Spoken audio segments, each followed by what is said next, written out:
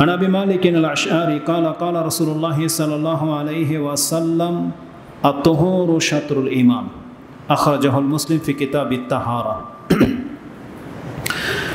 প্রশংসা মাত্র আল্লাহ সুবহানাহু ওয়া তাআলার, যিনি পাক ও পবিত্র, যিনি নিজের জন্য পবিত্রতাটাকেই বেছে নিয়েছেন এবং পবিত্র কিছুই তিনি গ্রহণ করে থাকেন।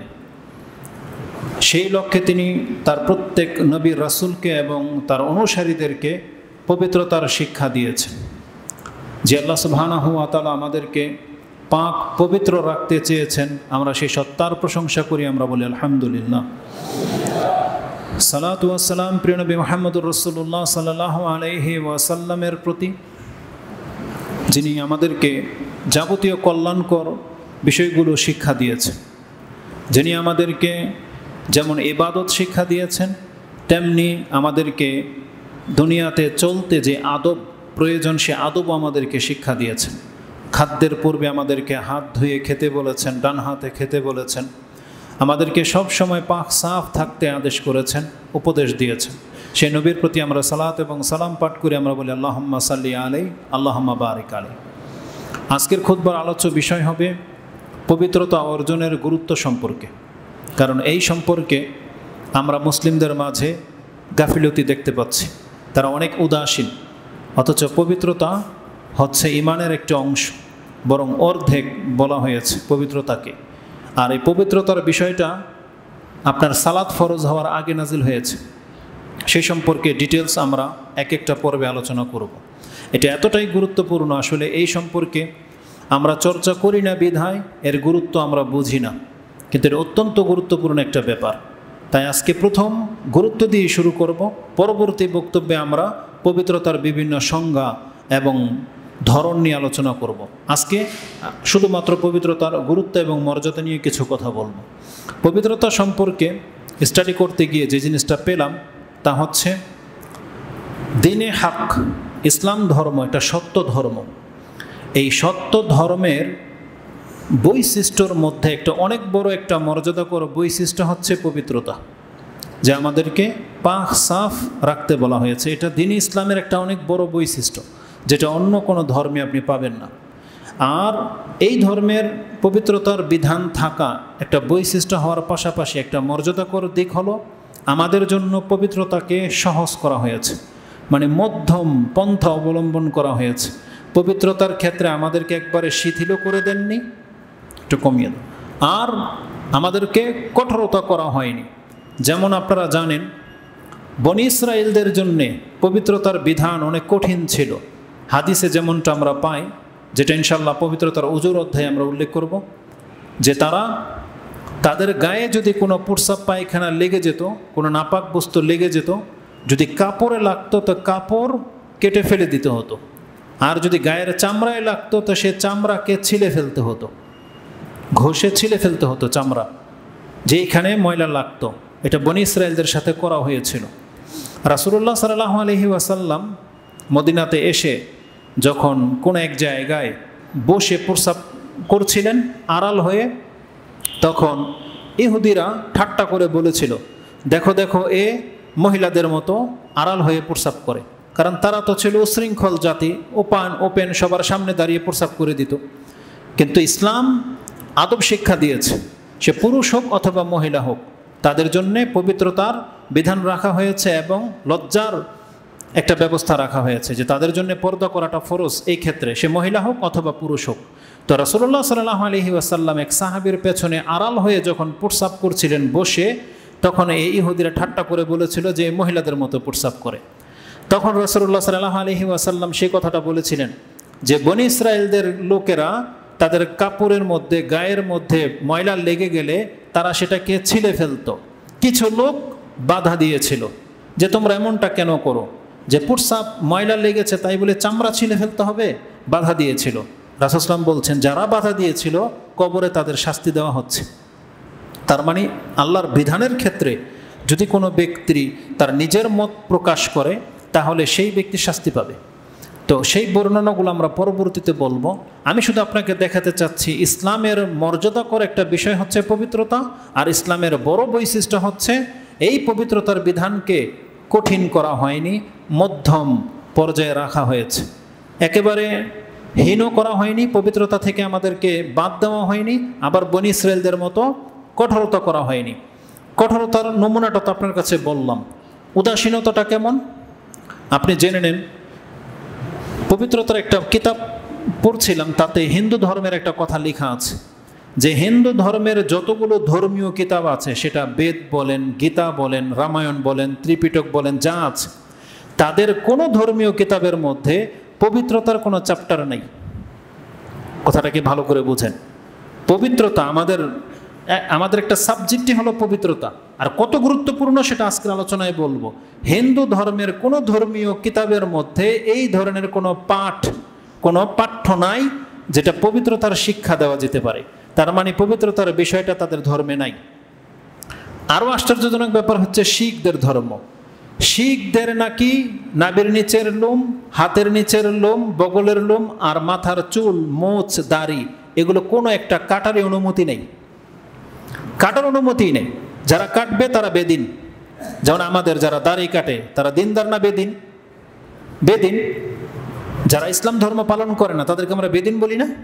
যেমন যারা দাড়ি কাটে না, দাড়িকে ফেলে দেয়, তাদেরকে আমরা বেদিন বলি, ধার্মিক বলি না। আর আমাদের ধর্মের মধ্যে যাদের দাড়ি আছে তাদেরকে আমরা ধার্মিক ভাবি। শিখদের ধর্মে দাড়ি, মোচ, চুল, লোম যা আছে কিছুই ফেলতে পারবে না। যারা ফেলে দেয় তারা হচ্ছে বেদিন, আর যারা রাখে তারা হচ্ছে ওদের ধার্মিক ব্যক্তি। তো তাদের ধর্মের মধ্যে পবিত্রতার বিধানটা কি, মানে এগুলো ফালাই যাবে না। তো কি হতে পারে তাদের ধর্মটা একবার চিন্তা করে। আর আমাদের ইসলাম ধর্ম দেখেন, সুবহানাল্লাহ, মুসলিমরা প্রত্যেক সপ্তাহে একবার করে পরিষ্কার হচ্ছে, নখ কাটে, মোচ ছোট রাখে, দাড়ি আমরা লম্বা করি যেটা আমাদেরকে আদেশ করা হয়েছে তাই, চুলগুলো আমরা পরিপাটি করে রাখি, তাদের মতো জট লাগিয়ে দিই না।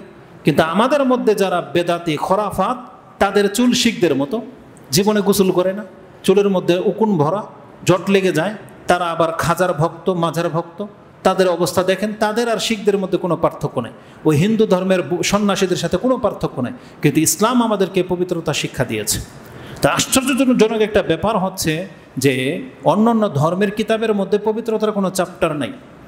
আমাদেরকে আল্লাহ সুবহানাহু ওয়া তাআলা কোরআনের আয়াত নাজিল করে দিয়ে শিক্ষা দিয়েছেন, যখন তোমাদের স্ত্রীদের মাসিক অবস্থায় থাকে, মিন্স থাকে, তোমরা তাদেরকে স্পর্শ করতে পারবে না, মানে তাদের সাথে সহবাস নিষেধ। আর যেই ধর্মের মধ্যে পবিত্রতার কোনো চ্যাপ্টারই নেই, ওদের মাসিক কি আর পবিত্রতাই কি? কথাটা বোঝার চেষ্টা করে। 30 দিনই ওদের সমান, কি ঝড় বৃষ্টি আর রোদ বৃষ্টি সব সমান। কিন্তু আমাদের ইসলামের মধ্যে আমাদেরকে পবিত্র রাখতে চেয়েছেন আল্লাহ সুবহানাহু ওয়া তাআলা। কিন্তু আমাদের মাঝেও যাদের এই জ্ঞান নাই, শিক্ষা নাই, তারাও বিধর্মীদের মতো পবিত্র বোঝে না, অপবিত্র বোঝে না, পশু পাখির মতো। এমন হলে চলবে না। পবিত্রতার বিধান এতটা গুরুত্বপূর্ণ বিধান, আসুন সে সম্পর্কে আমি কয়েকটি দিক আমি আপনাদেরকে দেখাই। ইসলামের মধ্যে সর্বপ্রথম যেই বিধান নিয়ে আল্লাহর পক্ষ থেকে ওহী নিয়ে বিধান নাজিল হয়েছিল, কেউ বলতে পারেন সে আয়াতটা কি? আল্লাহ সুবহানাহু ওয়া তাআলা সর্বপ্রথম যে আয়াত নিয়ে কোরআন নাজিল করেছিলেন সেটা কি? ইকরা, তুমি পড়ো। এটা দিয়ে রাসূলুল্লাহ সাল্লাল্লাহু আলাইহি ওয়াসাল্লামকে রিসালাত দেওয়া হয়েছে, তাকে নবী করা হয়েছে।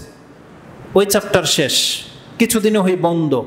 রাসূল সাল্লামকে নবী করা হলো, জাস্ট জ্বর চলে আসছে, তিনি চাদর দিয়ে নিজেকে ঢেকে রেখেছেন ভয়ে।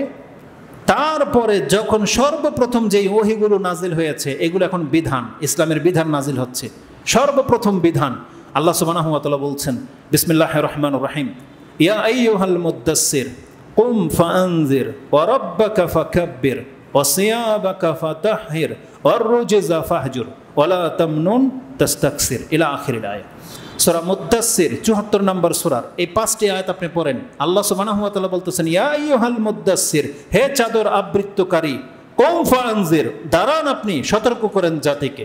ওয়া রাব্বাকা ফাকাব্বির, আপনি আপনার প্রভুর বরত্ব ঘোষণা করেন। ওয়া রাব্বাকা ফাকাব্বির ওয়া সিয়াবাকা ফাতাহহির, আপনি আপনার পোশাককে পবিত্র রাখেন। ইসলামের প্রথম আদেশ যে আপনি এখন নবী, রাসূল, এখন আপনার কাজ কি? আপনার রবের বরত্ব প্রকাশ করতে হবে। ও সিয়াবাকা ফাতাহহির, আপনি আপনার পোশাককে পবিত্র রাখবেন। ওয়ার রুজজা ফাহজুর, আপনি যত রকমের নোংরামি আছে সেগুলো থেকে দূরে থাকেন। এগুলো হচ্ছে বাহ্যিক আয়াতের অর্থ। যদিও এখানে ওয়াসিয়াবাকা ফাতাহহির দিয়ে ওলামারা ভিন্ন ভিন্ন ব্যাখ্যা করেছেন। আব্দুল ইবনে মাসউদ থেকে প্রায় 10টা উক্তি আছে, আব্দুল ইবনে আব্বাস রাদিয়াল্লাহু তাআলা আনহুমা থেকে।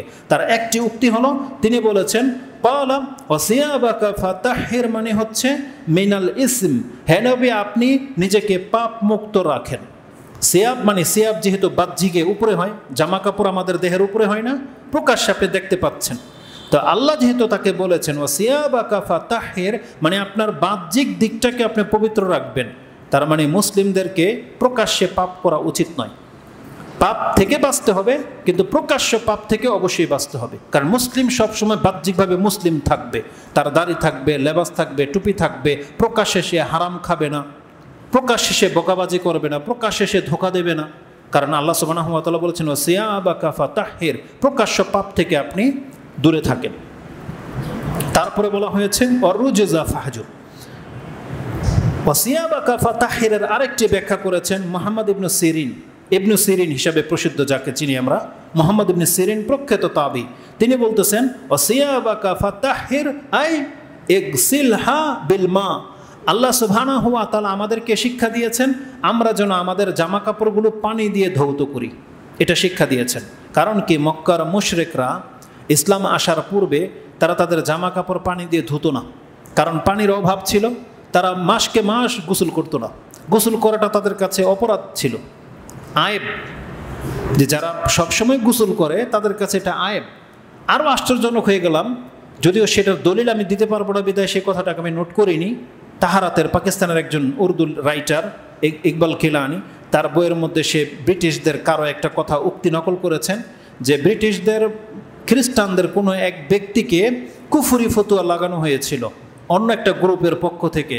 আর অপরাধের মধ্যে যেই কথাটা লেখা ছিল যে এই ব্যক্তি কাফের, এই ব্যক্তি হচ্ছে বেদিন, কেননা এ মুসলিমদের মতো প্রতিদিন গোসল করে।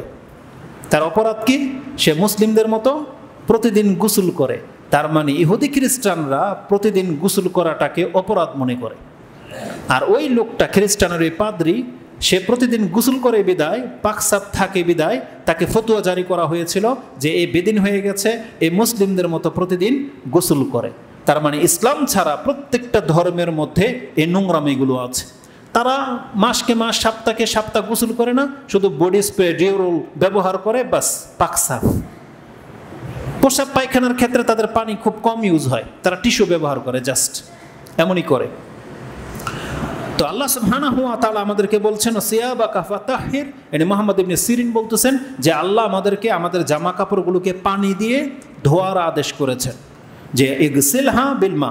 ওয়াকালা ইবনু যায়েদ, তিনি বলছেন কানাল মুশরিকুনা লা ইয়াতাতাহহারুন, মক্কার মুশরিকরা পবিত্রতা বুঝতো না, তারা পবিত্র হতো না।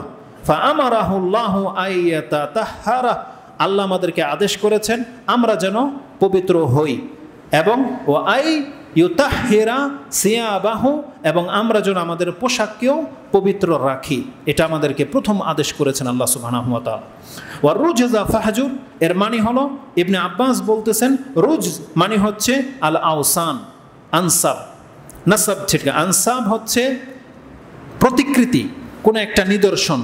আর মুজাহিদ এবং অন্যান্যরা বলেছেন ইন্নাহা আল আওসান, সেটা হচ্ছে আওসান মানে হচ্ছে ওয়াসানের বহুবচন আওসান, আর সানামের বহুবচন হচ্ছে আসনাম। সানাম হচ্ছে মূর্তি, তার বহুবচন হচ্ছে আসনাম। আর ওয়াসান মানে হচ্ছে প্রতিকৃতি, তার বহুবচন হচ্ছে আওসান। যেমন রাসূলুল্লাহ সাল্লাল্লাহু আলাইহি ওয়াসাল্লাম বলেছেন আল্লাহুম্মা লা তাজআল কবরি ওয়াসানান ইউবাদ, আল্লাহ তুমি আমার কবরকে মূর্তিতে রূপান্তরিত করে দিও না। ওয়াসান, ওয়াসান মানে হচ্ছে এমন একটা কিছু যেটার ইবাদত করা হয়, পূজা করা হয়। লা তাজআল কবরি ওয়াসানান ইউবাদ, যার ইবাদত করা হবে, আল্লাহ তুমি আমার কবরকে ওই মাজারওয়ালাদের মতো করে দিও না। আলহামদুলিল্লাহ রাসূল সাল্লাল্লাহু আলাইহি ওয়াসাল্লামের কবরকে হেফাজত করা হয়েছে, আজও পর্যন্ত রাসূল সাল্লাল্লাহু আলাইহি ওয়াসাল্লামের কবরের পাশে গিয়ে কেউ ইবাদত করতে পারে না। কে শিক্ষা দিচ্ছে তুমি নিজেকে পবিত্র রাখো, তোমার পোশাককে পবিত্র রাখো। এটা হিন্দু ধর্ম আর বৌদ্ধ ধর্ম নয়, মুসলিম ধর্ম, ইসলাম। ইসলামের শিক্ষা কোরআনে আছে, হাদিসে আছে, আমাদেরকে পোশাককে পবিত্র রাখতে বলা হয়েছে। কিন্তু সেই ঘরের সন্তান যদি বলে যে আমার প্যান্ট খারাপ, তাহলে এই দুঃখ আপনি কার কাছে বলবেন? এটা আমাদের আক্ষেপ করা ছাড়া আর কিছুই নেই। যদি আমাদেরকে শিক্ষা না দেওয়া হতো তাহলে আপনি বলতে পারতেন যে আমরা জানি না। কিন্তু কে না জানে যে আমাকে সালাত পড়তে হবে, আমাকে পাক সাফ রাখতে হবে, কে না জানে এটা, কিন্তু উদাসীন। কিন্তু সে জানে না তাকে তার অপবিত্রতার কারণে তাকে কঠিন শাস্তি পেতে হবে। তো ইসলামের পবিত্রতার গুরুত্ব সম্পর্কে আমি আপনাকে যেই জিনিসটা বলবো, যে গুরুত্বপূর্ণ বহু ইবাদত রয়েছে, আল্লাহ সুবহানাহু ওয়া তাআলা সেগুলোর জন্য পবিত্রতাকে শর্ত করেছেন। আপনি জানেন না যে কিছু ইবাদত আছে পবিত্রতাবিহীন, আপনি সেই ইবাদতই গ্রহণযোগ্য হবে না। বলেন তো দেখি এমন একটা ইবাদতের নাম যেটা পবিত্র ছাড়া হয় না? বলেন। সালাত সব থেকে ইম্পর্টেন্ট ইবাদত সালাত। এটা এত গুরুত্বপূর্ণ একটা ইবাদত, এর জন্য আল্লাহ সুবহানাহু ওয়া তাআলা পবিত্রতাকে শর্ত করেছেন। আরে সালাত হচ্ছে ফরজ, সালাত হচ্ছে রুকন, সালাত হচ্ছে জান্নাতের প্রবেশের সার্টিফিকেট আপনাকে দেবে। জান্নাতের নাজাতের সার্টিফিকেট হচ্ছে সালাত। কারণ রাসূল সাল্লাল্লাহু আলাইহি ওয়াসাল্লাম বলেছেন, ইজা সালুহাত ফাকাদ আফলাহা ওয়া আনজা ওয়া ইজা ফাসাদাত ফাকাদ খাবা ওয়া খাসির। যেই ব্যক্তি নামাজকে সঠিক রাখলো সেই ব্যক্তি মুক্তি পাবে, নাজাত পাবে। আর যে ব্যক্তি নামাজকে ধ্বংস করে দিয়েছে সেই ব্যক্তি খাবা ওয়া খাসির, সে ধ্বংস এবং ক্ষতিগ্রস্ত হবে। সেই সালাত কবুল হবে না কিসের মাধ্যমে? পবিত্রতাবিহীন। অনেক বড় একটা ইম্পর্টেন্ট ব্যাপার। আরেকটা ইবাদত আছে পবিত্রতাবিহীন করা যায় না, সেটা কি? বাইতুল্লাহর তাওয়াফ। মক্কার তাওয়াফ করতে গেলে কি লাগবে? পবিত্রতা লাগবে, ওযু লাগবে, গোসলও লাগবে।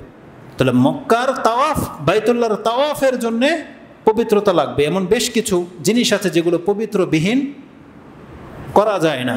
কোরআন পড়া, কোরআন ধরা, ছোঁয়ার ক্ষেত্রে যদিও ইখতিলাফ আছে, তবে আমরা এটা বলবো যে কোরআন স্পর্শের ক্ষেত্রে বড় পবিত্রতা লাগে, যদিও ওযু শর্ত নয়। এটা জেনে নেন, আমার আকীদা এটা, আমি বিশ্বাস করি কোরআন পড়তে ওযু ছাড়া পড়া যায়। বড় নাপাকি হলো কোরআন পড়া যায়, মুখস্থ পড়া যায়, সন্ধ্যার সকাল সন্ধ্যার দোয়া জিকির আজকারগুলো পড়া যায়। কিন্তু বড় নাপাকি, ধরেন সহবাস করেছেন, বীর্যপাত হয়েছে, এই ধরনের সিচুয়েশনে কোরআন হাত দিয়ে ধরবেন না। মাসিক অবস্থায়, মিন্স হায়েজ নেফাস অবস্থায় কোরআন সরাসরি হাত দিয়ে ধরবেন না, তবে হাতের গ্লাভস পরে কাপড় দিয়ে ধরা যায়। আর পড়ার ক্ষেত্রে আপনি মুখস্থ পড়তে পারবেন, কারণ ইমাম মুসলিম রাহিমাহুল্লাহ তিনি একটা হাদিস এনেছেন, আয়েশা রাদিয়াল্লাহু তাআলা আনহা তিনি বলেন, আন্না রাসূল সাল্লাল্লাহু আলাইহি ওয়াসাল্লাম ইয়াযকুরুল্লাহ আলা কুল্লি আহইয়ানি। রাসূল সাল্লাম তার জীবনের সমস্ত সময়, পবিত্র কি আর অপবিত্র কি, সবসময় আল্লাহকে স্মরণ করতেন, আল্লাহর জিকির করতেন। আর কোরআন হচ্ছে সব থেকে উত্তম জিকির। তাই এটা দিয়ে অনেকে দলিল গ্রহণ করেছেন যে নাপাক অবস্থায়ও কোরআন পড়া যায়, তবে কোরআন স্পর্শ করার ক্ষেত্রে ইখতিলাফ আছে। তো যেহেতু ইখতিলাফ আছে এই জন্য ওই পয়েন্টটা আমি এখানে উল্লেখ করতেছি না। তবে নামাজের ক্ষেত্রে তো কোনো ইখতিলাফ নাই যে নামাজ পবিত্রতাবিহীন হয় না, বাইতুল্লাহর তাওয়াফ পবিত্রতাবিহীন হয় না। আয়েশা রাদিয়াল্লাহু তাআলা আনহা হজের সময় তিনি, তার মেন্স চলে আসছিল, তিনি কান্না করতেছিলেন। রাসূল সাল্লাল্লাহু আলাইহি ওয়াসাল্লাম বললেন, তুমি তাওয়াফ ছাড়া বাকি সব কাজগুলো সেরে ফেলো, তাওয়াফ তোমার বাকি থাকবে, পবিত্রতা হলে তুমি তাওয়াফ করে তারপর আমরা ফিরবো। তো তাওয়াফ বাকি থাকা আর বাকি সব কাজ তাকে করানো হয়েছিল। এমনকি সাফা মারওয়ার সাইও তিনি করেছিলেন, কিন্তু বাইতুল্লাহর তাওয়াফ তিনি করেননি, ওটার জন্য পবিত্রতা লাগবে। তো এতটা গুরুত্বপূর্ণ একটা বিষয় যে পবিত্রতাবিহীন সালাত হয় না। আর পবিত্রতা, কতটা পবিত্রতা লাগবে? আপনার দেহ পবিত্র, কিন্তু যদি পোশাক পবিত্র না থাকে সালাত পড়তে পারবেন? তাহলে সালাত এমন একটা ইবাদত যার জন্য আপনার দেহ পবিত্র লাগবে, আপনার পোশাক পবিত্র লাগবে, যেই জায়গাতে আপনি দাঁড়িয়ে সালাত আদায় করবেন সেই স্থানটাও পবিত্র হতে হবে। এটা হচ্ছে ইসলাম, এটা হচ্ছে ইসলাম। কিন্তু অন্য ধর্মের কোনো ক্ষেত্রে আপনি দেখেন গির্জায় যাওয়া, মন্দিরে যাওয়া বা যারা তারা করে, তারা বলতে পারবে না যে আমাদের ইসলাম, আমাদের ধর্মের মধ্যেই কোনো বিধান আছে। কিন্তু আমাদের ধর্মে এই বিধান আছে, কোনো ব্যক্তি জুনুবি অবস্থায় মসজিদে, আপনারা যেভাবে বসে আছেন, কোনো হায়েজ নিফাসওয়ালা মহিলা কি এভাবে মসজিদে বসে থাকতে পারবে? বসে থাকতে পারবে না। রাসূল আল্লাহ সুবহানাহু ওয়া তাআলা নিষেধ করেছেন, সে আয়াত একটু পরেই বলবো। তাহলে আমাদের ধর্মটাই হচ্ছে পাক সাফ থাকার ধর্ম। আমাদেরকে যেমন পবিত্রতা শিক্ষা দেওয়া হয়েছে, আমাদেরকে পরিষ্কার পরিচ্ছন্নতাও শিক্ষা দেওয়া হয়েছে। কিন্তু আমরাই হলাম সব থেকে নোংরা জাতি। যেই ধর্ম আমাদেরকে পবিত্রতা শিক্ষা দিয়েছেন, আমাদেরকে পাক সাফ পরিষ্কার শিক্ষা দিয়েছেন, আমরাই হলাম এই পুরো পৃথিবীর মধ্যে নোংরা জাতি হিসেবে চিহ্নিত। বহুদিন আগে বন্যায় ভেসে আসা জাপানের একটা চিত্র কোনো একটা ভাই ফেসবুকের মধ্যে পোস্ট করেছে, যে জাপানের পানি কোমর সমান হয়ে গেছে, শহর পুরো ডুবে গেছে। সে যে ছবিটা তুলে পোস্ট করেছে তাতে দেখা যাচ্ছে যে পানির মধ্যে একটা টিস্যু, একটা পানির বোতল পর্যন্ত ভাসতে দেখা যায়নি। আর আমাদের সমাজে বন্যা হলে শুধু পানি আর টিস্যু, আরও কত কি ভেসে আসে। লাশও হয়তো বেশি চলে আসে অনেক সময়। এটা হচ্ছে বাংলাদেশ। অথচ আমরা হলাম মুসলিম, আমাদেরকে পাক পবিত্রতা শেখানো হয়েছে, পবিত্রতা শেখানো হয়েছে, কিন্তু আমাদের অবস্থাই হচ্ছে বেহাল। আমরা নাপাক থাকি, আমরা পয় পরিষ্কার কি জিনিস এটা বুঝি না। আমাদেরকে হাত ধুইতে খাইতে বলা হয়েছে, কিন্তু আমরা হাত ধুই না। ঘুম থেকে উঠেই আমরা হাত ঢুকিয়ে দিই পাতিলার মধ্যে। অথচ রাসূলুল্লাহ সাল্লাল্লাহু আলাইহি সাল্লাম আমাদেরকে নিষেধ করেছেন যে ঘুম থেকে উঠে কোনো ব্যক্তি যেন তার হাত পাত্রে না ডুবিয়ে দেয়, আগে তার হাতটাকে 3 বার করে ধুয়ে নেক, তারপরে সে পাত্রে হাত লাগাবে। কি না শিক্ষা দেওয়া হয়েছে আমাদেরকে, বলেন কি না শিক্ষা দেওয়া হয়েছে। রাসূলুল্লাহ সাল্লাল্লাহু আলাইহি সাল্লাম কতটা পাক সাফ আমাদেরকে শিক্ষা দিয়েছেন। রাসূলুল্লাহ বলছেন, কেউ যদি মসজিদের মধ্যে একটা ওই যে চামড়া, একটা দাড়ি, একটা নখের কোনা ফেলে রাখে, থুতু ফেলে, এটা না মিটানো পর্যন্ত ওর গুনাহ মাফ হবে না। এটাকে মিটানোই হচ্ছে কাফফারা, এছাড়া বিকল্প কোনো পথ নাই। তো আমাদেরকে এটা শিক্ষা দেওয়া হয়েছে। আর বরং এগুলোর মধ্যে সওয়াব, আমাদের নেকি আছে। অমুসলিমরা কোনো কাজ করলে কোনো নেকি নাই, কিন্তু আমাদেরকে বলা হয়েছে রাস্তা থেকে যদি একটা কষ্টদায়ক বস্তু কেউ তুলে ফেলে দেয়, তার বিনিময়ে তাকে সাদাকা লিখে দেওয়া হবে। কিন্তু আমাদের রাস্তাঘাট কেন বেশি ময়লা থাকে, অথচ আমরা মুসলিম জাতি। আমাদেরকে বলা হয়েছে এটা উঠিয়ে ফেলে দিলে নেকি হবে, কিন্তু আমি আর আপনি নেতা হয়ে গেছি বা ভদ্রলোক, আমাদের দাম নাই। ওটা পরে আছে তো পরেই আছে না, এটা পরে থাকা মানে হচ্ছে আমাদের নোংরামের পরিচয়। বোঝা যাবে যেই রাস্তাঘাট ময়লা, সে এলাকায় কোনো সভ্য মানুষ বাস করে না। এটা আমাদেরকে জানতে হবে, কারণ ইসলাম আমাদেরকে শিক্ষা দিয়েছে যে মুসলিমদের রাস্তাঘাট থাকবে নিট অ্যান্ড ক্লিন, পরিষ্কার থাকবে, তাতে কোনো রকমের ময়লা পড়ে থাকতে পারে না। আর তাহলে যদি কোনো সমাজের রাস্তা যদি নোংরা থাকে, বুঝতে হবে সেই সমাজে মুসলিমেরা বাস করে না। কথা খুব লম্বা হয়ে যাবে, অনেক গুরুত্বপূর্ণ বিষয় এগুলো। আল্লাহ সুবহানাহু ওয়া তাআলা আমাদেরকে পবিত্রতার শিক্ষা দিয়েছেন। যেমনটা বলেছি, নামাজের জন্য দেহ পবিত্র লাগবে, নামাজের জন্য পোশাক পবিত্র লাগবে, নামাজের জন্য স্থান পবিত্র লাগবে। এই সম্পর্কে যেমন একটু আগেই বলেছি, পোশাকের সম্পর্কে আল্লাহ বলেছেন ওয়া সিয়াবাকা ফাতাহহির। তারপর আল্লাহ সুবহানাহু ওয়া তাআলা সূরা বাকারার 125 নম্বর আয়াতে ইব্রাহিম আলাইহিস সালামের কাছ থেকে ওয়াদা নিয়েছিলেন, ওয়া আহিদিনা ইলা ইব্রাহিম ওয়া ইসমাঈল আন তাহহিরা বাইতিয়া লিত-তাইফিন ওয়াল আকিফিন ওয়ার রুকআইস সুজুদ। আল্লাহ সুবহানাহু ওয়া তাআলা বলতেছেন, আমি ইব্রাহিম এবং ইসমাঈল আলাইহিস সালামের কাছ থেকে ওয়াদা নিয়েছিলাম যে তোমরা, তোমার বংশধর আমার এই ঘরকে সব সময় পাক সাফ এবং পবিত্র করে রাখবে। তার জন্য, তাওয়াফকারীদের জন্য, ওয়াল আকিফিনা ওয়ার রুকআইস সুজুদ, যারা ইতিকাফ করবে, যারা এখানে এসে বসবাস করবে, যারা রুকু করবে, সিজদা করবে, তাদের জন্য এই মসজিদগুলো পাক সাফ রাখতে হবে, পাক সাফ রাখতে হবে। এটা আল্লাহ সুবহানাহু ওয়া তাআলা সূরা বাকারা 125 নম্বর আয়াতে উল্লেখ করেছেন। আয়েশা রাদিয়াল্লাহু তাআলা আনহা তিনি বলেন যে আমারানা রাসূলুল্লাহ সাল্লাল্লাহু আলাইহি ওয়াসাল্লাম বিবিনাইল মসজিদ, বিবিনাইল মসজিদে ফিদ-দূর, প্রত্যেকটা বংশে, প্রত্যেকটা গোত্রে এক একটা করে মসজিদ বানানোর আদেশ করেছেন রাসূলুল্লাহ সাল্লাল্লাহু আলাইহি সাল্লাম। তা আলহামদুলিল্লাহ এই ক্ষেত্রে বাংলাদেশের লোকেরা আগে বেরিয়ে আছে, তারা এই ক্ষেত্রে পিছিয়ে নাই, বরং একটু দ্বন্দ্ব হলে আর একটা মসজিদ হয়ে যায়। তো আলহামদুলিল্লাহ, এটা আমরা নেগেটিভ সেন্সে নিচ্ছি না। যত বেশি মসজিদ হবে তত বেশি কল্যাণ, যত বেশি মসজিদ হবে তত বেশি কল্যাণ। তবে জুমার মসজিদগুলো পুরো মহল্লার মধ্যে একটা হওয়াটা বেশি কল্যাণ। কারণ একজন ভালো, আমার জায়গায় যদি একজন দক্ষ বড় মাপের কোনো আলেম এসে বক্তব্য দিত, আর এখানে হাজারো মানুষ যদি উপস্থিত থাকতো, তাহলে সবাই একটা সঠিক শিক্ষা, একটা ভালো একটা মেসেজ পেয়ে যেত। কিন্তু আজকে আমাদের মতো লোকগুলো যখন মিম্বরে, সব মিম্বরে উঠে নিজের মতো করে যা খুশি তা বলতেছে, এই জন্য আমাদের সমাজের এক চিত্র, তাদের সমাজের আরেক চিত্র। তাদের মাযহাব একটা, আমাদের মাযহাব আরেকটা। অমুক তরিকার লোক, আমরা অমুক তরিকার লোক, এমন হয়ে গেছে। কিন্তু খুতবাগুলো গণ্যমান্য ব্যক্তিদের পুরো মহল্লার মধ্যে একজন যদি পেশ করতো, তাহলে একটা সঠিক মেসেজ জাতির কাছে পৌঁছে যেত। এটা ছিল ইসলাম। আরব দেশে আলহামদুলিল্লাহ এখনও সেই সুন্নাহ তারা চালু করে রেখেছেন। কিছু আছে পাঞ্জেগানা, আর বাকিগুলো হচ্ছে জুমা মসজিদ, যেখানে সপ্তাহে একদিন পুরো মহল্লার লোক একটা মসজিদে জমা হয়। এটাতে বেশি কল্যাণ ছিল। আল্লাহ সুবহানাহু ওয়া তাআলা আমাদেরকে কল্যাণকর কাজগুলো করার তৌফিক দান করুন, আমিন। তা আয়েশা রাদিয়াল্লাহু তাআলা আনহা তিনি বলতেছেন, আমারনা রাসূলুল্লাহ সাল্লাল্লাহু আলাইহি ওয়াসাল্লাম বিবিনাইল মসজিদে ফি কুল্লি দূর, প্রত্যেকটা দর মানে প্রত্যেকটা দায়রার মধ্যে একটা করে মসজিদ বানানোর আদেশ করেছেন। আর শুধু মসজিদ বানিয়ে ছেড়ে দিলেন তা না, বরং রাসূল সাল্লাল্লাহু আলাইহি বলেছেন, আয়েশা রাদিয়াল্লাহু তাআলা তিনি বলেছেন, ওয়া আনতু নাজ্জাফা, এবং আমাদেরকে আদেশ করেছেন আমরা যেন মসজিদগুলোকে পরিষ্কার করে রাখি, আনতু নাজ্জাফা ও তাইয়্যিবা, এবং মসজিদগুলোকে যেন আমরা সুগন্ধি দিয়ে ভরে রাখি। তাহলে আমাদের মসজিদের সুগন্ধি কোথায়? এটাও আরবদের মধ্যে আছে। আলহামদুলিল্লাহ, তারা ওই মসজিদের খাদেম রেখেছে, সবসময় পরিষ্কার পরিচ্ছন্ন করে রাখে, এবং ওই আগর বা বাতির মতো কি সবসময় গ্রান থাকে মসজিদের মধ্যে। তাহলে আমাদের মসজিদগুলো এমনটা করতে হবে।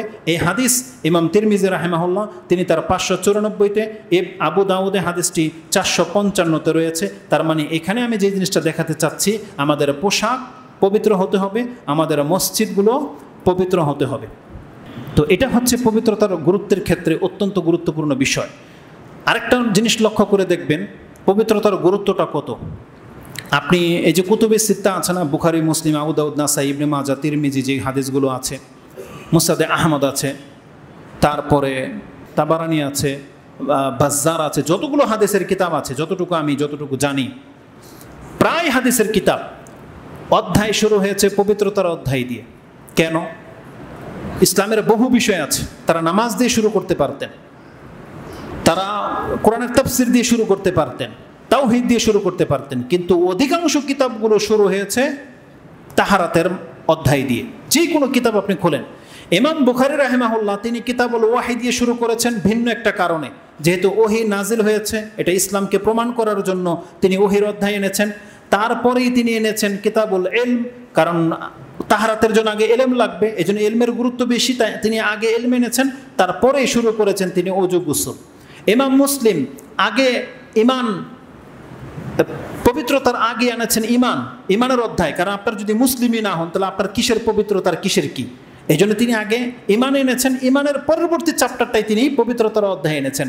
আর বাকি ইমাম তিরমিজিও পবিত্রতার অধ্যায় এনেছেন, নাসাই তো পবিত্রতার অধ্যায়, আবু দাউদ পবিত্রতার অধ্যায়, ইবনে মাজাহ তো পবিত্রতার অধ্যায় এনেছেন, কিন্তু তার আগে তিনি মুকদ্দমা হিসেবে সুন্নাহটাকে উল্লেখ করেছেন। তার মানে পবিত্রতার ক্ষেত্রে যদি কোনো ব্যক্তি সুন্নাহকে ফলো না করে তাহলে তার পবিত্রতা হবে না। তাহলে যেই কোনো আমলের ক্ষেত্রে নিয়ত ভালো থাকতে হবে এবং সুন্নত মোতাবেক হতে হবে, তো যেই কোনো আমলের ক্ষেত্রে। এই জন্য ইবনে মাজাহ প্রথমে আগে সুন্নাহটাকে এনেছেন, যে আপনার পবিত্রতা যদি সুন্নাহ মোতাবেক না হয় তাহলে এই পবিত্রতার থাকবে না, এই জন্য তিনি আগে সুন্নাহ এনেছেন। কিন্তু তার পরবর্তী চ্যাপ্টারটাই হচ্ছে পবিত্রতা।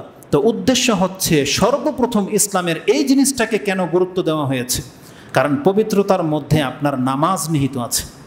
এতটা গুরুত্বপূর্ণ। কি বলা হয়েছে পবিত্রতা সম্পর্কে? পবিত্রতা সম্পর্কে সব থেকে বড় কথা যেটা ইমাম মুসলিম কোট করেছেন, সেটা আপনি 2 নম্বর অধ্যায়ের সর্বপ্রথম হাদিস 422 নম্বরে পেয়ে যাবেন। আবি মালিক আল আশআরি তিনি বলেন, কালা রাসূলুল্লাহ সাল্লাল্লাহু আলাইহি ওয়াসাল্লাম, আত-তুহুরু শাতরুল ঈমান। পবিত্রতা হচ্ছে ঈমানের অর্ধেক। পবিত্রতা হচ্ছে ঈমানের অর্ধেক। তার মানে একজন ব্যক্তি যতটা সে পবিত্র থাকে, এটা তার ঈমান আছে তার প্রমাণ পেশ করে, আর বাকিটা তার অন্যান্য কর্ম দিয়ে সে পুরা করবে। অর্ধেকটা ঈমান তার পবিত্রতার মধ্যে রেখে দেওয়া হয়েছে। এটা 422 নম্বর হাদিসের মধ্যে আপনি পেয়ে যাবেন। পবিত্রতাকে যেমন ঈমানের অর্ধেক বলা হয়েছে, তেমনি পবিত্রতা ব্যতীত সালাত হয় না, এই মর্মে স্পষ্ট হাদিস আছে। সালাতের মতো ইবাদত পবিত্রতাবিহীন হবে না। অনেক ব্যক্তি, অনেক মুরব্বী আছে যাদেরকে চিনি, আল্লাহ তাদের উপর রহম করুক, দয়া করুক এবং তাদেরকে হেদায়েত করুক, নামাজের মাধ্যমে হাওয়া ছেড়ে দেয়, কিন্তু সে নামাজ ছাড়ে না। অনেকে আছে লজ্জা এমন করে না, এমনটা করা যাবে না। বাচ্চাদেরকেও শিক্ষা দিতে হবে, এটা লজ্জার কিছু নাই। যে কোনো ব্যক্তির হাওয়া খারিজ হয়ে যেতে পারে, এটা তো লজ্জার কিছুই নাই। কিন্তু আল্লাহ সুবহানাহু ওয়া তাআলার ইবাদতের ব্যাপার, এখানে কোনো গরিমসি চলবে না। কাকে আপনি লজ্জা করবেন? লজ্জার একমাত্র হক রাখে আল্লাহ। কোনো ব্যক্তি যদি আল্লাহকে লজ্জা না পায় তাহলে কারো লজ্জা তাকে বাঁচাতে পারবে না। এই জন্য কাউকে লজ্জা করার কিছু নাই। মুহাম্মদুর রাসূলুল্লাহ সাল্লাল্লাহু আলাইহি ওয়াসাল্লাম, আসলে এই কথাগুলো যখন আমি ভাবি আমার ফিল হয়, বাট আপনারা কিভাবে ভাবেন আমি জানি না। মুহাম্মদুর রাসূলুল্লাহ সাল্লাল্লাহু আলাইহি ওয়াসাল্লাম তিনি আল্লাহকে কতটা ভয় পেতেন। তিনি আল্লাহর রাসূল, মসজিদের ইমাম, মিম্বরে দাঁড়িয়ে গেছেন, ইকামত হয়ে গেছে, নামাজে দাঁড়িয়ে গেছে সবাই, কাতার সোজা। হঠাৎ করে রাসূলুল্লাহ সাল্লাল্লাহু আলাইহি ওয়াসাল্লাম বলতেছেন, আলা মাকানিকুম, তোমরা তোমাদের জায়গায় দাঁড়িয়ে থাকো। রাসূলুল্লাহ ঘরে ঢুকে গেলেন, গিয়ে গোসল করে আসলেন। সাহাবী বলতেছেন, তার মাথার চুল বেয়ে তখন পানি ঝরতে দেখলাম, যে মাত্র গোসল করে আসছেন, পানি ঝরতে দেখলাম। কেন? রাসূলুল্লাহ সাল্লাল্লাহু আলাইহি ওয়াসাল্লাম জুনুবী অবস্থায় ছিলেন, কিন্তু তিনি ভুলে গেছেন। তিনি নাপাক, মানে জুনুবী অবস্থায় ছিলেন, ভুলে গেছেন। আর যদি রাসূল ইসলামের জায়গায় আমরা কেউ হইতাম, যে একামত হয়ে গেছে, আর আমার যদি এখন মনে পড়তো যে আমি গোসল করে আসি নাই, তাহলে ইমানের অবস্থা তখনই টাইট হয়ে যেত। আমাদের মতো ইমামরা কি করতো? নামাজ হয়তো পড়াই দিত, তারপরে বাসায় গিয়ে গোসল করে হয়তো আবার পড়তো, কিন্তু আপনাদের কাছে প্রকাশ করতো না। এমনটা নয় আমাদের ইমান। কিন্তু মুহাম্মদুর রাসূলুল্লাহ সাল্লাল্লাহু আলাইহি ওয়াসাল্লাম তিনি কিন্তু লোকচক্ষুকে ভয় পান নাই। তিনি ওই অবস্থায় রেখে দিয়ে তিনি গোসল করতে চলে গেলেন। গোসল করে এসে নামাজে দাঁড়ালেন। তিনি লজ্জা করেছিলেন আল্লাহকে ভয় করেছিলেন। আমাদের মাধ্যমে সেই ভয়টা থাকতে হবে। এজন্য আপনি আর আমিও যখন নামাজে দাঁড়াই, আমাদেরও মজি বেরোতে পারে, আমাদেরও হাওয়া বেরোতে পারে। তাই বলে যে চক্ষু লজ্জায় আপনি নামাজ কমপ্লিট করে নেবেন, এটা তো হতে পারে না। পবিত্রতা বিহীন নামাজ হবে না, এটা স্পষ্ট হাদিসে আছে। রাসূলুল্লাহ সাল্লাল্লাহু আলাইহি ওয়াসাল্লাম থেকে ইমাম মুসলিম কোট করেছেন, যেটা 422, এটা হচ্ছে 423। তারপরের হাদিসটাই দেখেন, ইবনে ওমর রাদিয়াল্লাহু তাআলা আনহুমা তিনি বলেন, কালা ইন্নী সামিআতু রাসূলুল্লাহ সাল্লাল্লাহু আলাইহি ওয়াসাল্লাম ইয়াকুল লা তুকবালু সালাতুন বিগাইরি তুহুর, নামাজ কবুলই হবে না পবিত্রতা ব্যতীত। অন্যান্য হাদিসের মধ্যে ওযুর কথা আছে, কিন্তু এই হাদিসের মধ্যে যেহেতু একবারে পবিত্রতার কথাই আছে, আর আজকের আলোচনা হচ্ছে পবিত্রতা নিয়ে, এই জন্য আমি এই হাদিসটা আপনার কাছে কোট করলাম। রাসূলুল্লাহ সাল্লাল্লাহু আলাইহি ওয়াসাল্লাম বলেছেন, লা তুকবালু সালাতুন বিগাইরি তুহুর, পবিত্রতা ব্যতীত নামাজ কবুল হবে না। অপর বর্ণনায় কি আছে জানেন? অপর বর্ণনায় আছে পবিত্রতাকে নামাজের চাবি বলা হয়েছে। আপনার সমস্ত সম্পত্তি যেটার মধ্যে রাখা, সে চাবি হারিয়ে গেছে, কি করবেন? এটা ভাঙা ছাড়া কোনো উপায় আছে? আর ভাঙতে না পারলে এটা আপনি সম্পত্তি বেরো করতে পারবেন না। তার মানে আপনার নামাজ কবুল হওয়া না হওয়া নির্ভর করে চাবির উপরে। আর রাসূলুল্লাহ সাল্লাল্লাহু আলাইহি ওয়াসাল্লাম থেকে বলা হয়েছে, মিফতাহুস সালাতিত তুহুর, এতটুকু শব্দ সহি। মিফতাহুস সালাতিত তুহুর আর মিফতাহুল জান্নাতুস সালাহ, ওই টুকরাটা সহি নয়। তো যতটুকু সহি এটা এই বর্ণনার মধ্যে আসছে। ইমাম তিরমিজি রাহিমাহুল্লাহ তার কিতাবের 3 নম্বর হাদিস, আবু দাউদে হাদিসটা হচ্ছে 61 নম্বরে রয়েছে। আলী রাদিয়াল্লাহু তাআলা আনহু তার বর্ণনাকারী, আনি নবী সাল্লাল্লাহু আলাইহি ওয়াসাল্লাম قال মিফতাহুস সালাতিত তুহুর ওয়া তাহরিমুহা আত-তাকবীর ওয়া তাহলিলুহা আত-তাসলিম। এখানে নামাজের চমৎকার একটা কথা বলা হয়েছে, এদিকে আর যাবো না যেহেতু সময় পাস হয়ে চলে যাবে। যেটা আজকে বলেছিলাম যে ছোট করে আমি আপনার কাছে খুতবা পেশ করব। তো এই হাদিসের মধ্যে কি আছে? নামাজের চাবি হলো পবিত্রতা। পবিত্রতা বিহীন আপনার সালাত কবুল হবে না। এই মর্মে কোরআনের স্পষ্ট আয়াতই আছে, সেই আয়াত আপনারা প্রত্যেকে জানেন। তারপর আমি আপনাদেরকে বলে দিই, সূরা নিসা 4 নম্বর সূরার 43 নম্বর আয়াতে আছে, আল্লাহ সুবহানাহু ওয়া তাআলা বলেছেন, ইয়া আইয়ুহাল্লাযীনা আমানু লা তাকরাবুস সালাতা ওয়া আনতুমুস সুকারা হাত্তা তা'লামু মা তাকুলুন। তোমরা যতক্ষণ পর্যন্ত তোমাদের আকল ঠিকানায় না আসবে, তোমাদের সেন্স যতক্ষণ পর্যন্ত ফিরে না আসবে, তুমি কি বলতেছো ততক্ষণ পর্যন্ত তুমি নামাজে দাঁড়াতে পারবে না।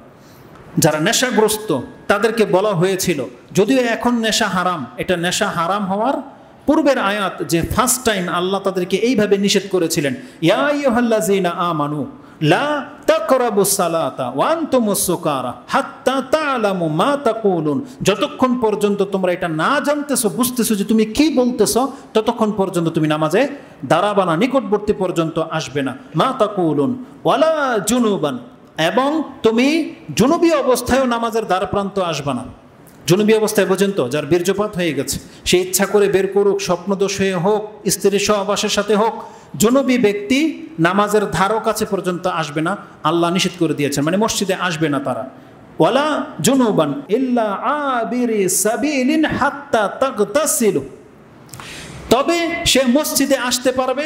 যেমন এটা একটা সিঁড়ি, এখন কোনো মহিলা যদি বের হয়ে যেতে চায়, তাকে এই সিঁড়ি দিয়ে বের হতে হবে। কথার কথা, ইমাম সাহেব হয়তো এই রুমে ঘুমায়, তার জন্ম হয়ে গেছে, এখন তাকে মসজিদ দিয়ে বের হতে হবে। তাহলে আল্লাহ বলতেছেন, ইল্লা আবিরু সাবিলিন, তুমি শুধু মসজিদটা অতিক্রম করার জন্য তুমি মসজিদে আসতে পারো, বের হতে পারো। যেমন হায়েজ অবস্থায় রাসূলুল্লাহ সাল্লাল্লাহু আলাইহি ওয়াসাল্লাম আয়েশা রাদিয়াল্লাহু তাআলা আনহাকে বলেছিলেন মসজিদ থেকে আমার চাটাইটা এনে দেওয়ার জন্য। তখন তিনি বলেছিলেন, ইয়া রাসূলুল্লাহ, আমি তো হায়েজ অবস্থায় আছি। তখন রাসূল সাল্লাল্লাহু আলাইহি ওয়াসাল্লাম বলেছিলেন, হায়েজ তো তোমার হাতে লেগে নাই, তোমার পায়ে লেগে নাই। তার মানে মসজিদে হায়েজওয়ালি মহিলা ঢুকতে পারে, ঢুকে সে বসবে না, বের হয়ে যাবে, তার প্রয়োজন যেটা সেটা নিয়ে সে বেরিয়ে যাবে। তিনি রাসূল সাল্লাল্লাহু আলাইহি ওয়াসাল্লামকে সেটা নিয়ে দিয়েছিলেন। তো এখানে আল্লাহ সুবহানাহু ওয়া তাআলা বলেছেন, ওয়ালা জুনুবান ইল্লা আবিরি সাবিলিন হাত্তা তাগতাসিলু, যতক্ষণ পর্যন্ত তোমরা গোসল না করবে ততক্ষণ পর্যন্ত মসজিদে আসবা না, নিষেধ করেছেন। তাহলে এখানে জুনুবী নাপাক ব্যক্তিকে নামাজ হবে না, এই জন্য আল্লাহ সুবহানাহু ওয়া তাআলা তাদেরকে মসজিদে আসতে নিষেধ করেছেন, যেটা সূরা নিসার 43 নম্বর আয়াতে আপনি পেয়ে যাবেন। তো পবিত্রতা অত্যন্ত গুরুত্বপূর্ণ একটা ব্যাপার, কিন্তু যারা এত গুরুত্বপূর্ণ বিষয় থাকা সত্ত্বেও যারা পবিত্রতা থেকে উদাসীন, যারা প্রস্রাব করলে জানে না কোথায় লাগলো, তার পায়ে লাগলো না প্যান্টে লাগলো না জামায় লাগলো, যারা এইভাবে প্রস্রাব করেন ছিটিয়ে যায়, তার কোনো ভ্রুক্ষেপ হয় না, যারা দেখা যায় যে প্যান্ট আপনার প্রস্রাব করার পরে দেখা যায় আবার প্যান্ট ভিজতে থাকে, তার কোনো গায়রত লাগে না, এই ধরনের ব্যক্তিদেরকে, আর আমাদের মা বোনদের তো কিছু সমস্যা আছে, তাদের যেহেতু নাই বললাম বা এখানে তো যে প্রায় তাদের কাপড় খারাপ থাকে, এটা আমাদের কাছে সেই মেসেজ আসে বা আমরা জানি, সেই জন্য বললাম অবশ্যই তাদের পোশাক চেঞ্জ করে করে তারা সালাত আদায় করতে হবে, উদাসীন থাকলে চলবে না।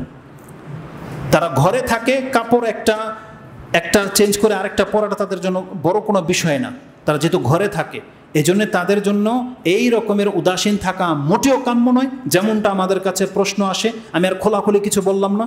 প্রথম কথা হচ্ছে যে আমাদেরকে পবিত্রতার ক্ষেত্রে অবশ্যই কেয়ারফুলের সাথে কাজ করতে হবে, কোনো রকমের উদাসীনতা চলবে না। রাসূলুল্লাহ সাল্লাল্লাহু আলাইহি ওয়াসাল্লাম থেকে ছোট্ট একটা হাদিস আমি আজকে আপনার কাছে কোট করি, যে যারা প্রস্রাব ক্ষেত্রে বাঁচে না, সতর্ক হয় না, রাসূল সাল্লাল্লাহু কি বলেছেন, আনাবি হুরায়রা কালা কালা রাসূলুল্লাহ সাল্লাল্লাহু আলাইহি ওয়াসাল্লাম আকসারু আযাবিল কবরি মিনাল বাউল, অধিকাংশ কবরে যে পাপের কারণে আযাবগুলো হয় তার মধ্যে ম্যাক্সিমাম মানুষগুলো শাস্তি প্রাপ্ত হয় শুধু প্রস্রাবের কারণে। কারণ তারা প্রস্রাব করতো, প্রস্রাবের ছিটা থেকে বাঁচত না, বেহায়ার মতো প্রস্রাব করতো, রাস্তাঘাটে যেখানে সেখানে বার করে দিয়ে দাঁড়িয়ে গেল, এরা শাস্তি পাবে কিয়ামতের মাঠে। আর যারা ওই যে প্রস্রাবখানায় ঢুকে প্রস্রাব করার পরে ওটা ধরে বাইরে এসে নাচানাচি করে, লাফালাফি করে, এদের অবস্থায় আওতায় পড়বে তারা, কারণ এটা হচ্ছে বেহায়ামি। এই রকমের ইসলাম আমাদেরকে শিক্ষা দেয়নি যে আপনি প্রস্রাবখানার ভিতরে গিয়ে প্রস্রাব করার পরে এটা ধরে এসে বাইরে আপনি ঘুরবেন, এই বেহায়ামি ইসলাম আমাদেরকে শিক্ষা দেয়নি। এটা একটা মাযহাবের ভিত্তিতে হয়েছে বা তাদের স্বপ্নে পাওয়া ধর্মে হইতে পারে, কিন্তু কোরআন সুন্নাহর মধ্যে এটা নাই। রাসূলুল্লাহ সাল্লাল্লাহু আলাইহি ওয়াসাল্লাম বলেছেন আকসারু আযাবিল কবরি মিনাল বাউল, অধিকাংশ কবরের শাস্তিগুলো সাধারণত প্রস্রাবের কারণে হয়ে থাকে। এটা ইবনে মাজাহ এই শব্দ এনেছেন, 348 আপনি হাদিস পেয়ে যাবেন। এটা হচ্ছে পবিত্রতার গুরুত্ব সম্পর্কে আজকে ছোট্ট কয়েকটি কথা বলেছি, যে আল্লাহ সুবহানাহু ওয়া তাআলা আমাদেরকে পবিত্রতা হতে বলেছেন, আমাদেরকে পবিত্রতার জন্য অত্যন্ত গুরুত্বের সাথে নিতে হবে, কারণ আমাদের নামাজ পবিত্রতার উপরে নির্ভর করে, আর নামাজ আমাদের জান্নাতের সার্টিফাই করবে। কোনো ব্যক্তি যদি নামাজের ত্রুটি থাকে সে কিন্তু ধরা খেয়ে যাবে আল্লাহর কাছে। এই জন্য অবশ্যই পবিত্রতা থেকে আমাদেরকে শুরু করতে হবে। এই পবিত্রতা অর্জন যারা করেন তাদের মর্যাদা সম্পর্কে কোরআনে অনেক কিছু বলা হয়েছে। ছোট্ট একটা কথা বলি যেটা চমৎকার, আপনার কাছে অনেক ভালো লাগবে। রাতে সহবাস করার পর ফজরের আগে আপনাকে গোসল করতে হবে, ঠান্ডা হোক আর গরম হোক। কষ্ট না? কিছুটা তো কষ্ট। অনেক গরমের মধ্যে পানি সংগ্রহ করা এটাও কষ্ট। বাংলাদেশে হয়তো এখন নলকূপ ছাড়লেই পানি পড়ে, কিন্তু একটা সিচুয়েশন সময় ছিল মরুভূমিতে পানির পর্যাপ্ত পরিমাণ ছিল না, ঠান্ডার মধ্যে পানি সংগ্রহ করা তো আরও কষ্ট। কিন্তু আমাদেরকে পবিত্র হতে হবে। আপনি যে কোনো জায়গায় থাকেন না কেন পবিত্র হতে হবে। একটু কষ্ট কিনা? কষ্ট। আল্লাহ সুবহানাহু ওয়া তাআলা আমাদেরকে বলতেছেন, বান্দা তোমরা ভাববে না যে তোমাদের রব তোমাদেরকে কষ্ট দেওয়ার জন্য এই বিধান নাজিল করেছেন, এটা তোমরা ভাইবো না। কারণ তোমরা জানো না বনী ইসরায়েলদের উপর আমি কতটা কঠোরতা করেছি। কারণ আল্লাহ কি বলেছেন, আমি তা আগেই বলেছি, সে হাদিস আমি মুসলিম থেকে আপনাদেরকে কোট করব, যে তাদের কাপড়ে লাগলে কাপড় কেটে ফেলে দিতে হতো, চামড়ায় লাগলে চামড়া তুলে ফেলে দিতে হইতো। কিন্তু ইসলামে কি আমাদের কেমনটা করা হয়েছে? আপনার মানুষের পায়খানা যদি লেগে যায় আপনি পানি দিয়ে ধুয়ে দেন, ময়লা নাই, গন্ধ নাই, আপনি পাক। কত চমৎকার ব্যবস্থা রেখেছেন আল্লাহ সুবহানাহু ওয়া তাআলা। রাসূল সাল্লাল্লাহু আলাইহি ওয়াসাল্লাম বলেছেন, তোমার পানি নাই, তুমি টিস্যু, ঢিলা, ইটা, পাথর, এগুলো দিয়ে, মাটি, এগুলো দিয়ে কি করো, তুমি ইস্তেঞ্জা করে নাও, আপনি পাক হয়ে গেলেন। কত সহজ করা হয়েছে আপনি ভাবেন। অজু করতে হবে, পানি নাই, তায়াম্মুম করে নেন। হসপিটালের বেডে আপনি শুয়ে আছেন, অজু করে দেওয়ার মতন কেউ নাই, আপনি তায়াম্মুম করেন। তায়াম্মুম করার কেউ নাই, আপনি নিয়ত করে বা সালাত পড়া শুরু করে দেন। ইসলামটা কত সহজ করা হয়েছে। কিন্তু যতটা আল্লাহ সুবহানাহু ওয়া তাআলা আমাদের কাছে ডিমান্ড করেছেন ততটা তো পুরো করতে হবে। কেন আল্লাহ আমাদের উপরে এই ওযু ব্যবস্থা ফরজ করেছেন, গোসল ফরজ করেছেন? আল্লাহ সূরা মায়দায় সে কথাটা, সে হিকমতটা বলেছেন। আল্লাহ সুবহানাহু ওয়া তাআলা বলেছেন, মা ইউরিদুল্লাহু লিয়াজআলা আলাইকুম মিন হারাজ। আল্লাহ এই বিধান দিয়ে তোমাদেরকে কষ্টে ফেলতে চাননি, বরং আল্লাহ কি চেয়েছেন, ওয়ালাকিন ইউরিদু লিইউতাহহিরাকুম। আল্লাহ তোমাদেরকে সবসময় পাক সাফ দেখতে চান, আল্লাহ সবসময় তোমাদেরকে পবিত্র দেখতে চান।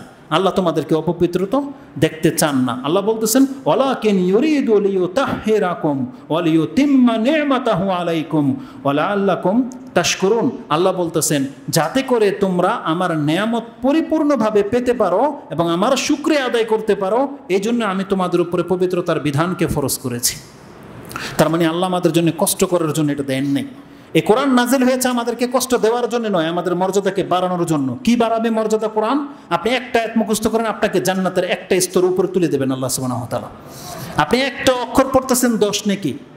আর অজু গোসল আল্লাহ আমাদেরকে পবিত্র করার জন্য সৃষ্টি করেছেন, বিধান দিয়েছেন, এবং আল্লাহ আমাদের মর্যাদাকে কিভাবে বাড়াতে চান আসুন একটা হাদিস আমি আপনাকে শুনিয়ে দিই। রাসূলুল্লাহ সাল্লাল্লাহু আলাইহি সাল্লাম কি বলেছেন?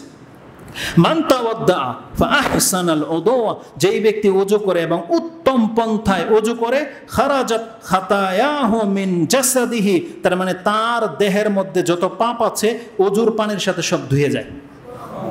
কতক্ষণ পর্যন্ত? হাত্তা তাখরুজু মিন তাহতি আযফারিহি, এবং নখের চিপা থেকেও যদি কোনো পাপ থাকে ঝরে যায়। আমাদের দেহ থেকে এইভাবে পবিত্র করার জন্য আল্লাহ সুবহানাহু ওয়া তাআলা ওযুর ব্যবস্থা করেছেন। এটা আপনি পেয়ে যাবেন, ইমাম মুসলিম কোট করেছেন, হাদিস হচ্ছে 466। এই কথাগুলো আপনার অন্তর যদি জায়গা না নেয় না, আমি আপনাকে জায়গা করার ব্যবস্থা করে দিচ্ছি। আমরা প্রত্যেকে পাপী। আমরা যেই পরিমাণ পাপী, যেই পরিমাণ নোংরামি আমাদের গায়ে লেগে আছে, এই দেহ নিয়ে জান্নাতে যাওয়া যাবে না। এই জন্য আল্লাহ কি করেছেন জানেন? জান্নাত তো কেবল পবিত্র ব্যক্তিরাই যেতে পারবে। এই জন্য আল্লাহ কি করেছেন? ফিল্টারের ব্যবস্থা করেছেন, পবিত্র করার ব্যবস্থা করেছেন। একটা পবিত্রতা হচ্ছে এই ধরনের পবিত্রতা, নামাজ পড়লো পাপ মাফ হয়ে যাবে, ওযু করবে পাপ ঝরে যাবে, এগুলো পবিত্রতা। আরেকটা পবিত্রতা হচ্ছে আপনার ব্যথা, কষ্ট, দুঃখ। মুমিনদের কষ্ট দুঃখ কি হয় জানেন? আপনি যতবার ব্যথা পাবেন, যতবার কষ্ট করবেন, যতবার কোনো রকমের দুশ্চিন্তায় ভুগবেন, সাথে সাথে আপনার একটা পাপ ঝরে যাবে, একটা মর্যাদা উঁচু হয়ে যাবে। এটা দিয়েও আপনার পাপ বাকি থেকে গেল, মরার সময় আপনার কষ্ট হবে, মরার কষ্টের কারণে আপনার পাপ অনেকটা ঝরে যাবে। তারপরে যদি পাপ থেকে থাকে আল্লাহ কবরে আপনাকে শাস্তি দেবে, কবরের শাস্তি পাওয়ার পরেও যদি পাপ বাকি থাকে হাসরের মাঠে আপনাকে কষ্ট দেবে, আল্লাহ শাস্তি দেবে। তারপরেও যদি কোনো পাপ বাকি থাকে তারপর আপনাকে আল্লাহ জাহান্নামে চুবা দেবে। আর ওই পর্যন্ত নেওয়ার আগে আল্লাহ এই ব্যবস্থাগুলো করেছেন। কোনো ব্যক্তি যদি মরার আগ দিন পর্যন্ত তওবা করে নিতে পারে, সে নিজেকে পাক করে নিল, তাকে আল্লাহ কোনো শাস্তি দেবে না। তওবা এমন একটা পবিত্রতা। আর এই যে ব্যথাগুলো, ব্যথা পাওয়া, 5 ওয়াক্ত সালাত পড়া, ওযু করা, এর মাধ্যমে যদি আপনার পাপ মাফ হয়ে যায়, আপনি যদি পবিত্র হয়ে যান, জাহান্নামে আল্লাহ আপনাকে ঢোকাবে না। তাহলে আল্লাহ এই পবিত্রতাগুলো দিয়ে আমাদেরকে পবিত্র করতে চেয়েছেন। কি বলেছেন আল্লাহ? ওয়ালাকিন ইউরিদুল্লাহু লিইউতাহহিরাকুম, আল্লাহ তোমাদেরকে পাক পবিত্র করতে চান। তার মানে কিসের পবিত্রতা? এই নোংরামি থেকে, পাপ থেকে আল্লাহ আমাদেরকে মুক্ত করতে চান, যেটা আমাদের ওযু গোসলের সাথে ঝরে যায়। নামাজ পড়লে পাপ সব ঝরে যায়, আমরা আল্লাহর কাছে পুত পবিত্র জান্নাতের রূপ নিয়ে যাতে সাক্ষাৎ করতে পারি, আল্লাহ এইটা চেয়েছেন। যার ফলে আল্লাহ বলেছেন যে তোমরা ওযু গোসল করো। এটা ছিল আজকের সংক্ষিপ্ত খুতবা। ইনশাআল্লাহ বাকি কথা আমরা পরবর্তী খুতবাগুলোর মধ্যে আলোচনা করব। আল্লাহ সুবহানাহু ওয়া তাআলা আমাদেরকে বোঝার এবং সেই অনুযায়ী আমল করার তৌফিক দান করেন। আমাদের প্রত্যেকটা মুসলিম সন্তানদেরকে আল্লাহ তুমি জ্ঞানী হয়ে এই সমাজে বসবাস করার তৌফিক দান করো। দেখেন, আমাদেরকে ইসলাম পালন করতে হবে। আপনি মুসলিম হয়েছেন, ইসলামের একজন বাহন হন, ইসলামের একজন বার্তাবাহক হন, ইসলামের একজন সোলজার হন, আপনি ইসলামের একজন দায়ী হন, হইতে হবে আপনাকে। কারণ আমরা যদি ইসলামটাকে আমল দিয়ে প্রচার প্রসার না করি, আমাদের ইসলাম তো অন্য ধর্মের কাছে বিলুপ্ত হয়ে যাচ্ছে। আপনি বিয়ে শাদীর মধ্যে অন্য কালচার অ্যাপ্লাই করেন, আপনার ধর্মটা সেখানে গায়েব হয়ে গেছে। কিন্তু আপনি যদি ধর্মমতী বিয়ে করেন, আপনি যদি কোনো একটা অনুষ্ঠানে ফ্রেন্ড সার্কেলদের সামনে আপনি যদি ধর্মটাকে অ্যাপ্লাই করেন, যে আপনি ডান হাতে খাচ্ছেন, সবাই বাম হাতে খাচ্ছে, আপনি ডান হাতে খাচ্ছেন এবং অন্যকে বলতেছেন ভাই ডান হাতে খাও, বিসমিল্লাহ বলো, তাতে কি আপনার মান সম্মান কমে যাবে? আপনি খান না ব্রুস্টেড খান, আপনি পোড়া মুরগি খান, ইসলাম তো বাধা তো দেয় নাই, কিন্তু আপনি কোন হাতে খাবেন? ডান হাতে খান, বিসমিল্লাহ বলে খান। তাতে তো আপনার কেরিয়ার ধ্বংস হয়ে যাবে না, তাতে তো আপনার মানমর্যাদা নষ্ট হয়ে যাবে না, বরং আপনি নেকি পাবেন। আপনি যত ডান পায়ে পড়েন, প্রকাশ্যে ইসলামের যে বিধানগুলো আছে সেগুলো আপনি প্রকাশ্যভাবে পালন করার চেষ্টা করেন। আপনি চেষ্টা করেন না মাথার মধ্যে একটা টুপি রাখতে চেষ্টা করেন? কি আপনার এত আপত্তি? এমন কি আপনার স্মার্টনেস নষ্ট হয়ে যায় টুপি পরলে? বলেন না, আমাদেরকে এটা করতে হবে। বাহ্যিকভাবে আল্লাহকে প্রকাশ করতে হবে। বলে না তোমার কান্না না আসে তুমি কান্নার ভান করো, এমনটা আমাদের শিক্ষা দেওয়া হয় না?